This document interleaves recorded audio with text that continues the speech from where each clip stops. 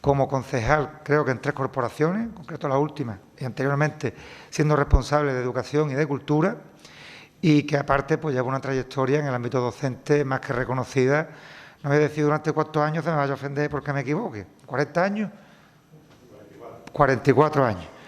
Así que va a tomar la palabra el señor don Fernando Aragón.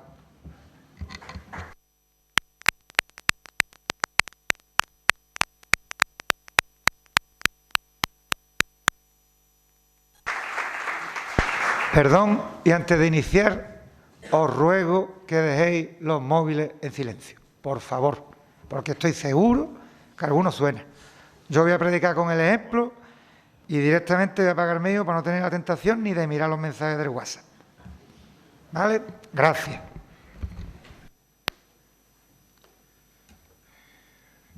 Señor alcalde, presidente de nuestro ayuntamiento, miembros de la corporación, autoridades, representantes de colectivos y entidades, señoras y señores, amigos y amigas, es para mí un honor el poder dirigirle unas palabras en esta ocasión tan solemne en la que celebramos el 149 aniversario de la fundación de nuestra ciudad. Mi más sincero agradecimiento por haber confiado en mi persona para tan alta responsabilidad. En primer lugar, quiero trasladar mis felicitaciones a la recién constituida corporación y especialmente a nuestro alcalde, Juan Franco, por los extraordinarios resultados obtenidos en los pasados comicios municipales. El apoyo a una gestión y a un programa electoral pocas veces ha estado tan masivamente respaldado. Enhorabuena.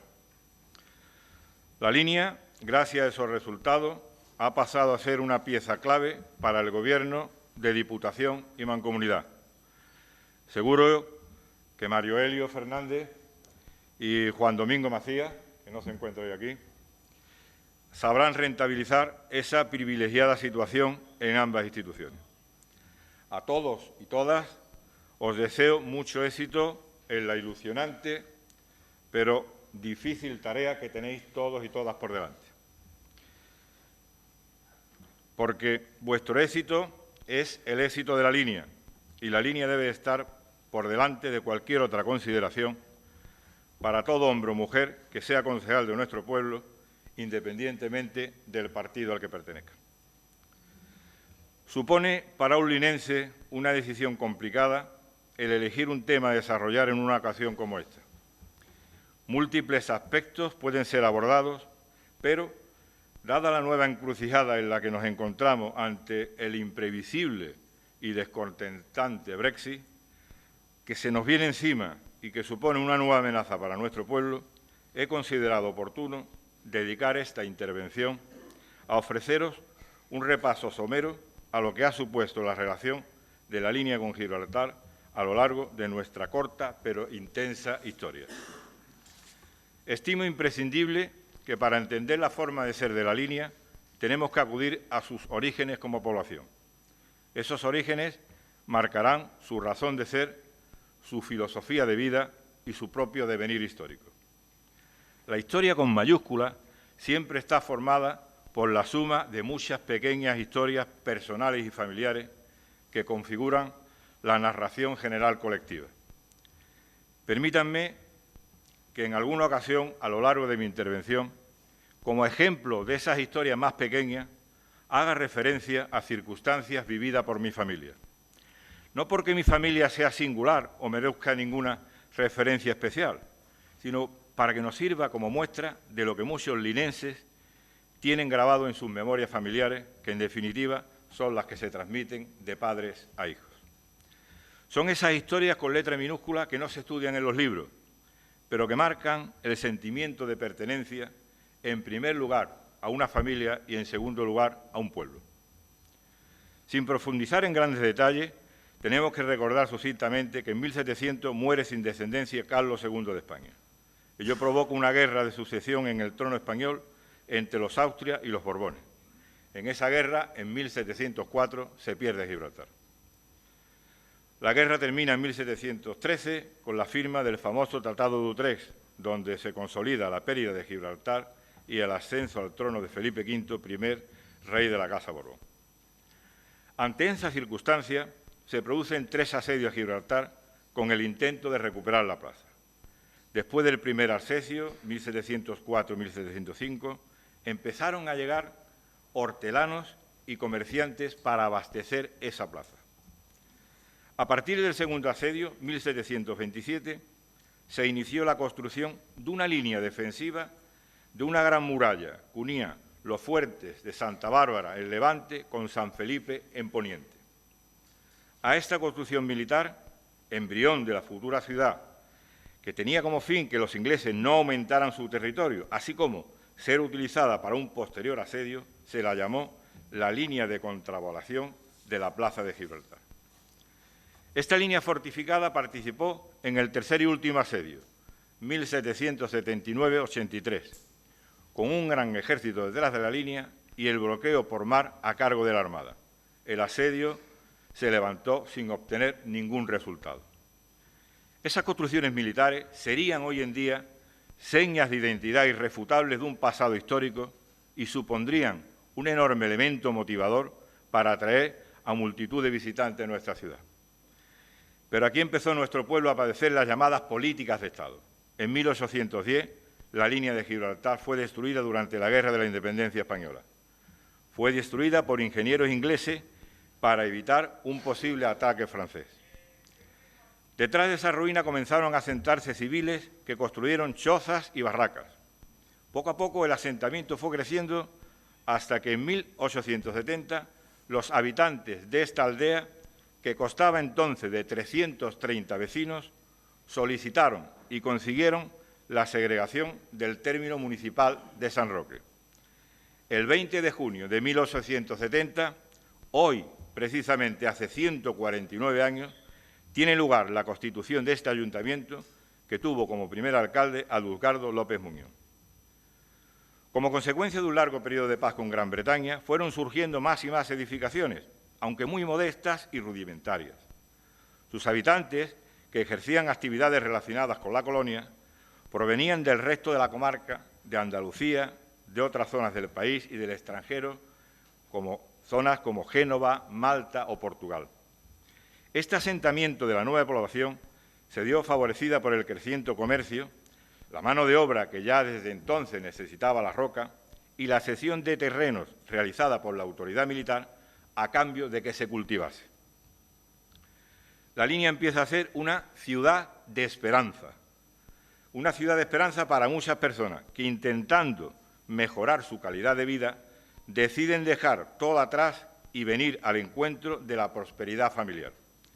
Situaciones actuales nos recuerdan a las de aquella época.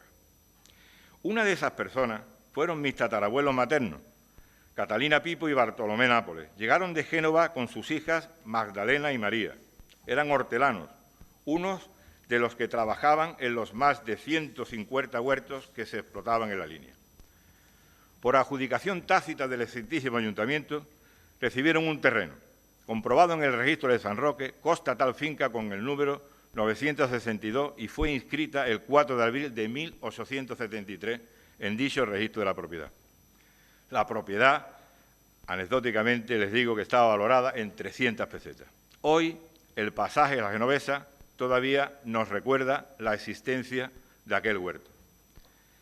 Después de 146 años, tengo el privilegio de seguir viviendo en un pequeño trocito de lo que fue en su día un gran huerto. Ahí han vivido también mis abuelos y mis padres, ahí he nacido y ahí me he criado yo. A partir de esos orígenes ya vamos atisbando que la línea no se entendería sin Gibraltar. Esa circunstancia le imprime carácter y le configura una singular forma de ser y de entender la vida. Con un ritmo intenso la línea va creciendo. En el año 1900 ya contaba la ciudad con 31.862 habitantes. En 30 años la población se había multiplicado casi por 10. Además de las ocupaciones anteriormente mencionadas, no podemos olvidarnos de la actividad pesquera de las barriadas de La Tunara, Castillo España y El Espigón. Factor común de esta zona era la dureza del trabajo, dado de los escasos medios de que disponía. Al no poseer refugio o instalaciones adecuadas, las embarcaciones habían de ser llevadas por el propio esfuerzo físico de sus tripulantes.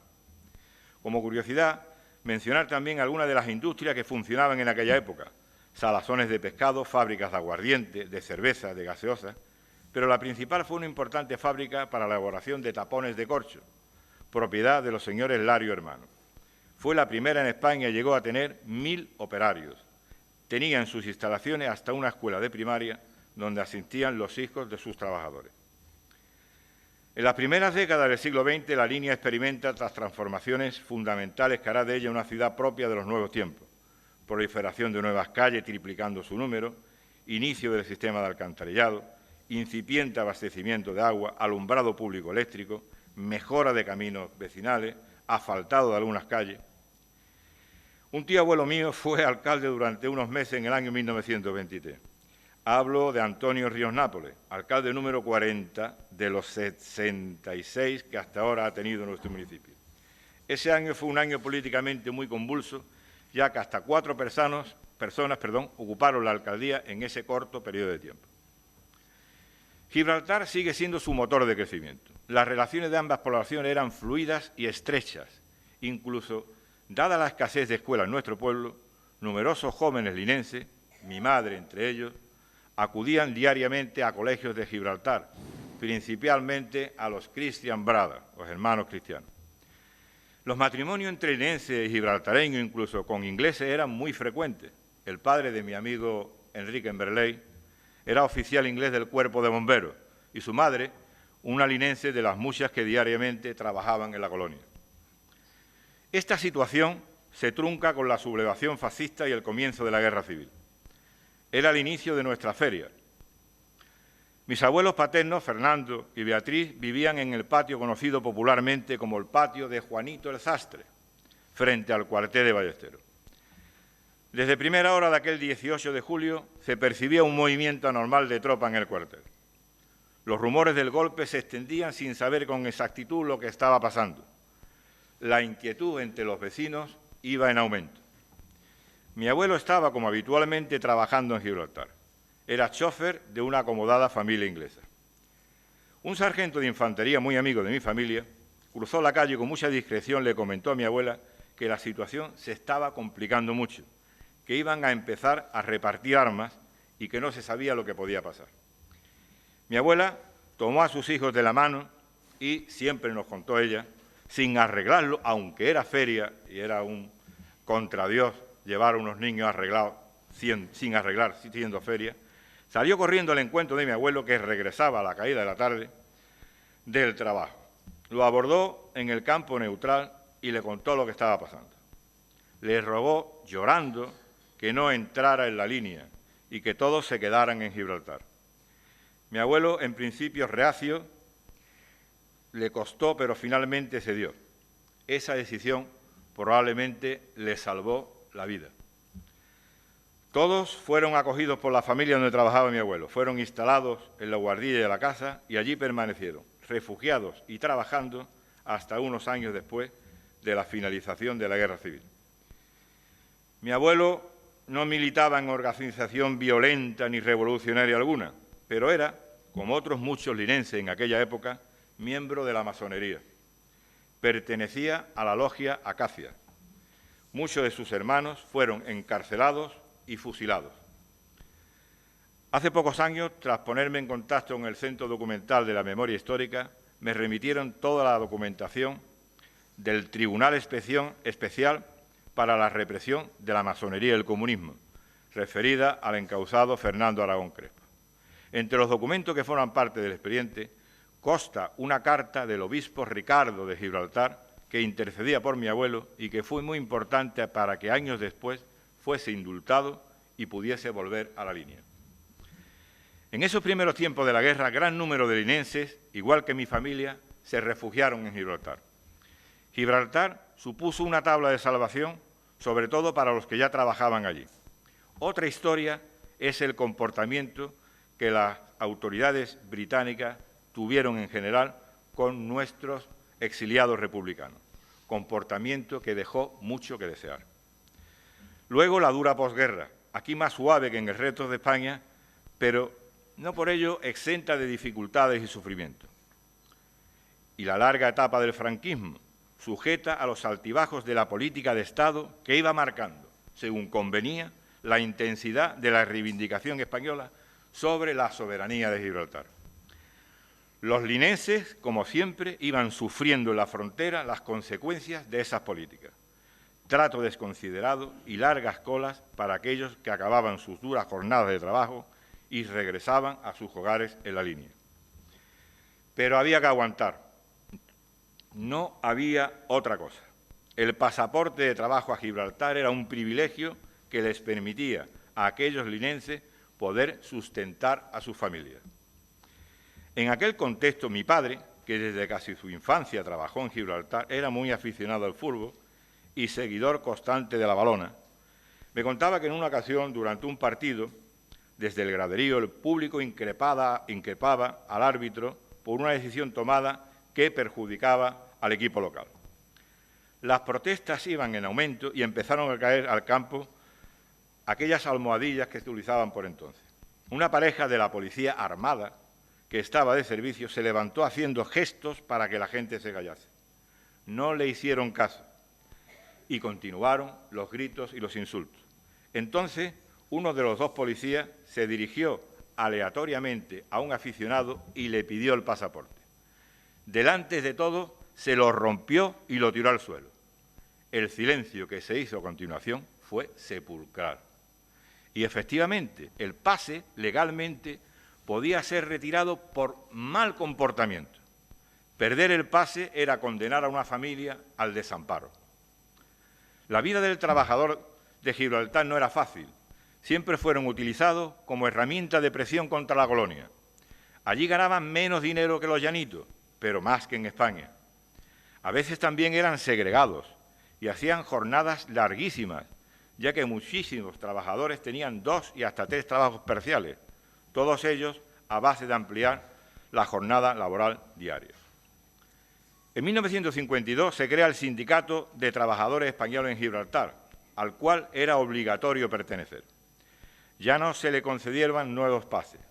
Las bajas por fallecimiento o jubilación no serían jamás cubiertas. Poco a poco les fueron estrechando el cerco. Se prohibieron los mandados, las mercancías de uso personal que podía tener cada uno.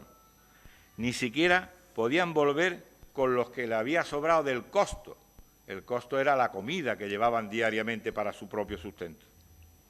Se les prohibió luego pasar a la frontera en bicicleta y como antesala del cierre total se les retiró el pase a las 2.000 mujeres que trabajaban en la colonia. Mientras que en España se fomentaba la emigración, aquí se restringía. De unos 13.000 trabajadores se pasó a unos 4.800 en 1969. Cerrado el escape de Gibraltar, la emigración se dirigió a otros lugares de Europa, preferentemente a Londres. En la capital inglesa se llegaron a congregar varios miles de linenses. Ya en democracia, durante muchos años, el Ayuntamiento de la Línea organizó anualmente el Día de la Línea en Londres y esa comunidad en el exilio elegía su propia dama que formaba parte de la corte de feria y participaba en la elección de nuestra reina. El 8 de junio de 1969, recientemente se han cumplido 50 años, tiene lugar la funesta decisión adoptada por el gobierno del general Franco con su ministro de Asuntos Exteriores, Fernando María Castilla, a la cabeza, de sin previo aviso cerrar la frontera y aislar a Gibraltar completamente. Se suprimen hasta las comunicaciones telefónicas.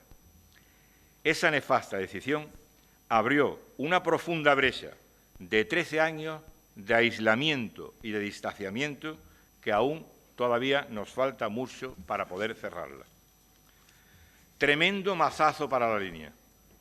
El cierre provocó un éxodo de 30.000 personas de nuestro pueblo, hundimiento económico total y dramática situación de multitud de familias que quedaron separadas y aisladas por completo.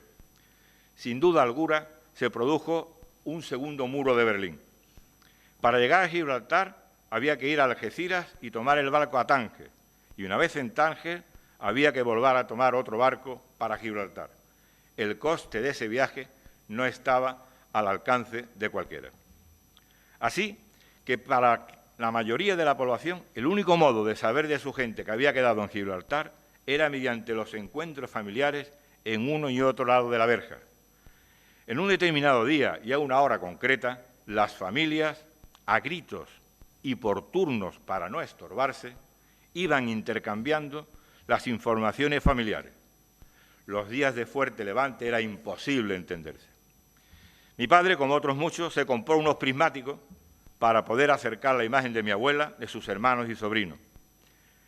De esta manera tan inhumana, mi abuela se enteró del fallecimiento de su hermana. Como este pequeño relato que os detallo, porque lo viví en primera persona, miles de linenses lo sufrieron también en sus carnes. ¿Cuánto ha sufrido nuestro pueblo? Las promesas que el ministro de Exteriores les hizo a los trabajadores de Gibraltar quedaron en agua de borraja. Las ayudas fueron mínimas y la mayoría de los trabajadores se vieron obligados a aceptar puestos de conserjes o celadores por toda la geografía española. Mi padre fue destinado de celador a la residencia sanitaria de Sevilla. Mi amigo Juan Rodríguez se marchó a Cuenca, porque allí destinaron a su padre Luis. También amigos de 2 generaciones fueron separados y obligados a emigrar. Las industrias que se instalaron para que nos ilusionáramos con un medio de vida propio fueron otro gran engaño. El tan publicitado Plan de Desarrollo para el Campo de Gibraltar fue una auténtica estafa. Posteriormente, la gente lo calificó popularmente como el cuento de la lechera. ¿Cuántas ilusiones creadas en aquella visita del 22 de junio de 1968 que efectuaron los entonces príncipes de España, don Juan Carlos y doña Sofía, a la planta piloto que Confecciones Gibraltar había instalado en el antiguo Cine Trimope en la calle Jardines? Hasta se hace una emisión especial de sello con una sobretasa de 50 céntimos para ayudar a las familias que el cierre de la frontera deja sin medio de vida. Fábricas publicitadas hasta la saciedad por un gobierno franquista que enviaba continuamente visitas de ministros y personalidades para dejar patente el milagro que estaba sucediendo. El buque insignia de esas industrias fue la mencionada Confecciones Gibraltar. Mi hermana Luisi y mi tía María trabajaron en ella. Poco dura la alegría en casa del pobre, dice el refrán. Todos los proyectos fracasaron. Cientos de millones de pesetas se perdieron sin rentabilidad ninguna. Confecciones Gibraltar quebró y desapareció. Otras industrias, como Convelsa, dedicada a la conservera de vegetales, se montó con maquinaria inutilizada y no llegó ni a ponerse en funcionamiento. Tampoco llegó a inaugurarse la fábrica de laminado de fibras. Nuevamente asesinaron las ilusiones de nuestro pueblo. De aquella época nos quedan las ya obsoletas instalaciones deportivas de la llamada entonces Ciudad Deportiva Francisco Franco y su estadio de fútbol José Antonio. Bueno, y el recuerdo de aquel España 6, Finlandia 0, propaganda de un régimen para proyectar una imagen de progreso irreal y ocultar la triste realidad. La llegada de la democracia no supo arreglar la relación con Gibraltar con celeridad. Los alcaldes Paco Niebla, primero de la democracia, y Juan Carbona lucharon para que se restablecieran las comunicaciones con nuestros vecinos y familiares. Hasta el 14 de diciembre de 1982, bajo el gobierno socialista de Felipe González, no tuvo lugar, por razones humanitarias, la apertura peatonal de la frontera. Seguro que muchos de los que están aquí presentes, claro que tengan una edad, por supuesto, estuvieron, señor Elenio, seguro que sí, estuvieron, al igual que yo, presenciando aquella noche el histórico acontecimiento. Aquella noche de fiesta en la que esperábamos que diesen las 12, no para tomar las uvas ni para las campanadas, sino para que se abriese la verja. Y la línea vuelta a empezar. Paulatinamente se van normalizando las relaciones, se permite el tráfico rodado, los trabajadores y las trabajadoras vuelven a la faena del Peñón, entramos en la noche de la marmota. Todo vuelve a empezar. Y otra vez la cola depende de los gobernantes de turno de Madrid y de su nivel de exaltación reivindicativa de la soberanía española. Nada nuevo bajo el sol. Pero la situación de nuestro pueblo no varía.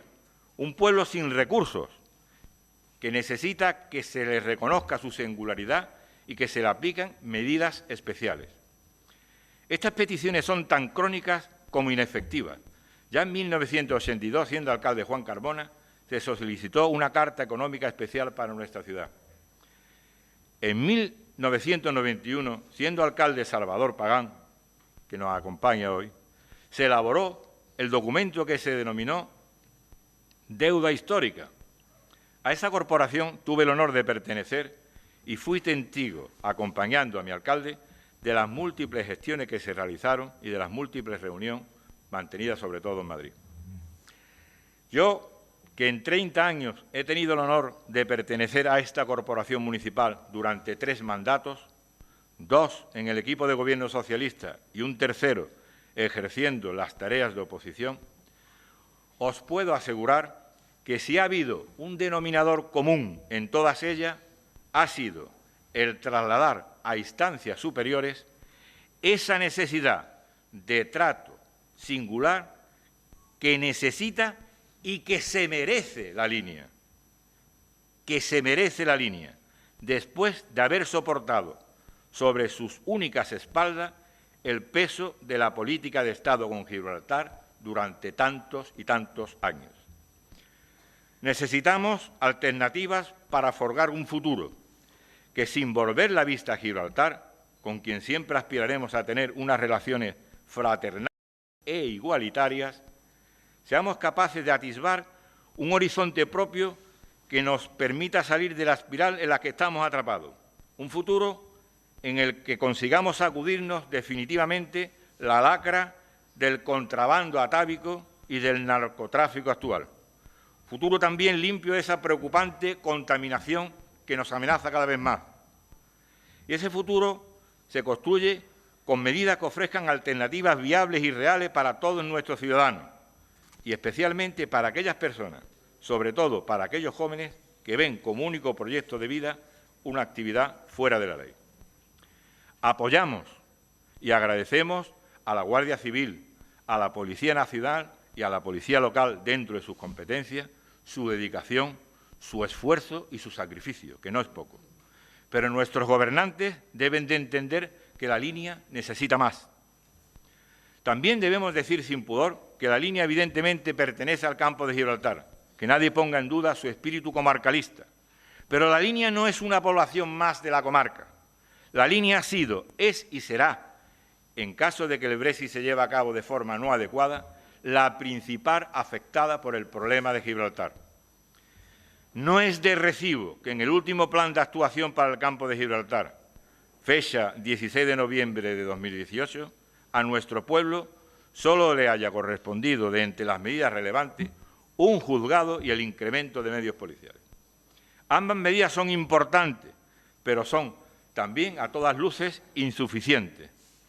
La sensación de decepción es aún mayor por el agravio comparativo con el resto de poblaciones de la comarca, que sí obtienen unas inversiones y beneficios mucho mayores que los de la línea, siendo esta la población más necesitada del conjunto de las del campo de Gibraltar. Efectuado este repaso histórico, puede parecer a cualquiera que no nos conozca que los linenses, con todo lo que tenemos encima, somos un pueblo triste. Nada más lejos de esa afirmación. La línea es un pueblo que ha tenido el mérito de soportar todos los avatares con un sentido de la vida envidiable. En una entrevista que el periodista Marcial Pérez le hace a Ángel María de Lera, escritor y premio Planeta que vivió en nuestro pueblo desde el 1929 hasta la Guerra Civil, afirma: la línea me supuso ver un mundo absolutamente diferente. Al llegar a la línea descubrí una ciudad libre, llena de sol y de alegría, y con unas costumbres totalmente nuevas. Era un lugar abierto a cuando llegaban allí. Nadie les preguntaba de dónde venían ni quiénes eran. Inmediatamente te abrían las puertas de su amistad. Esas palabras definen notoriamente la forma de ser del linense. Así eran nuestros paisanos en aquella época y así seguimos siendo ahora. Nuestro pueblo es un pueblo abierto y acogedor, tan acogedor que como ejemplo diré que un maestro, querido, amigo, llegado de Melilla, Salvador Pagán, Fue nuestro alcalde durante más de 8 años. Llegó y, como tantos, se encontró tan en su casa que ya no se marchó nunca. Gracias, Salvador.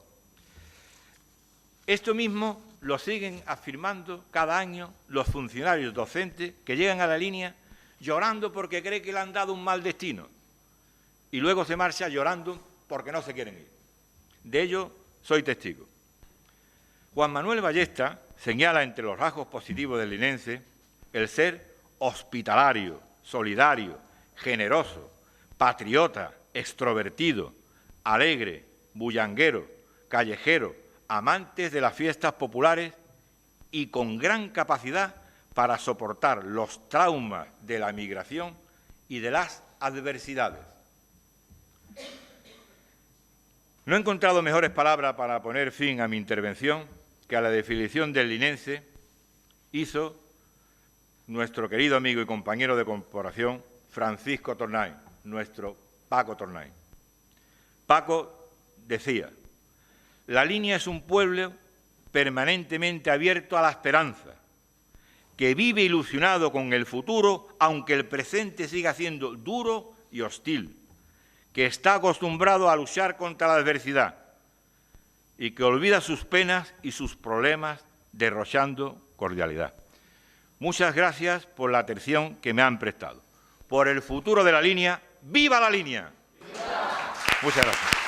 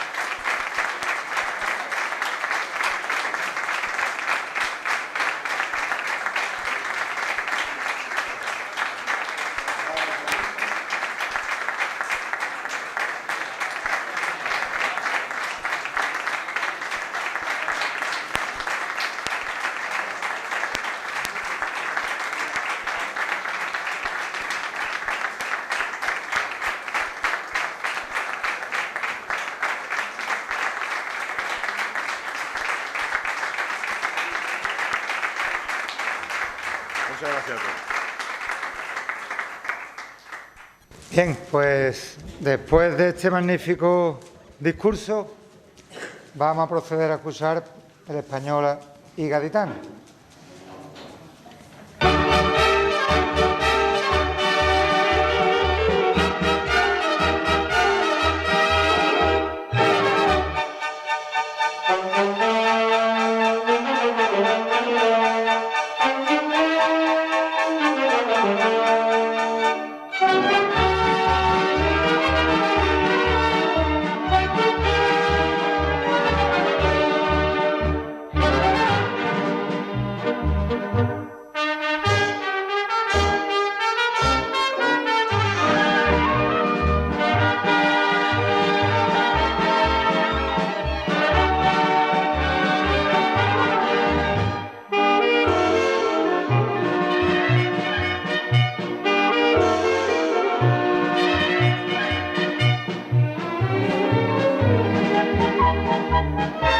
Cantar, ¿eh?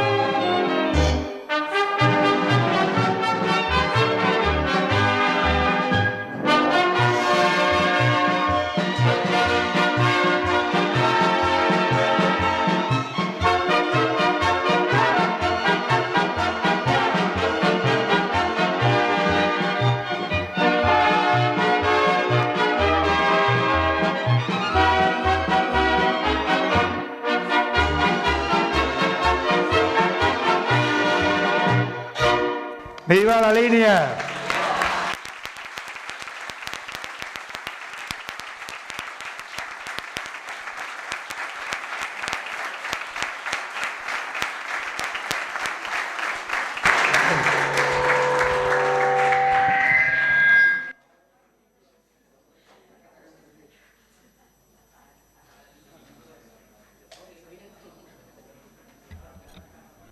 Que parecía que estábamos en encuentro en la tercera fase. Bueno, antes de clausurar ya la sesión plenaria, repito lo que he comentado, corporación, Fernando, si no te importa también, nos acompaña, y corte juvenil a la espalda del edificio de las Calinatas, foto oficial. De ahí a izada de bandera y de ahí estáis todos invitados a la copa institucional en la caseta municipal. Que adelanto que eso es tortilla, pimiento y adobo, no esperéis otra cosa, ¿eh? Bien. Se levanta la sesión.